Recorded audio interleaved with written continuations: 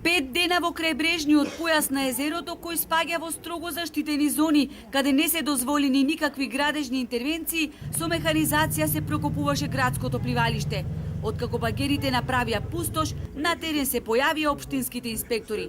Направиле записник и изрекле забрана за вршење на понатамошни активности. Механизацијата ја повлекле, оставајќи го пливалиштето послано со песок, камења и чакал.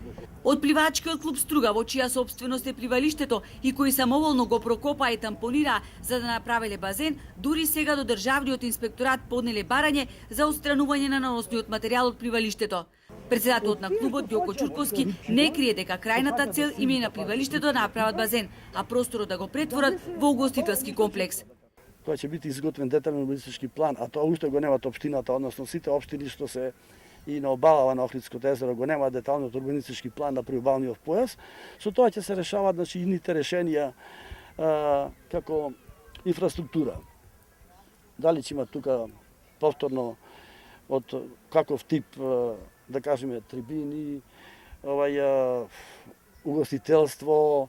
Што ако не ви одобрат ресорните министерства и остане само вака со песок послан целиот овој некогашен? Ние по генерален урбанистички план тука си е тој си е базен. И ние имаме поднесено барања за да се реализира тоа, да се реализира во детален урбанистички план.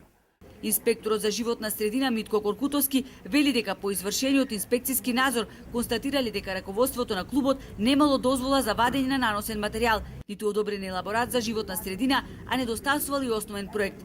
Предметот е сега во раците на Државниот инспекторат за животна средина. Доколку Државниот инспекторат го одбие барањето на пливачкиот клуб Струга, ке мора пливалиштето да го вратат во првобитна состојба, односно да го отстранат сиот насипен материјал со кој е натрупано пливалиштето. Но од Комисијата за управување со светско природно и културно наследство велат дека за овој непромислен зафат некој мора да понесе одговорност. Нејасно е велат како некој може да се појави како стопан на дел од езерото. Градското пливалиште е само искористен простор од езерските води и никако не може да биде приватна парцела, како што некоја завел во Агенцијата за катастар.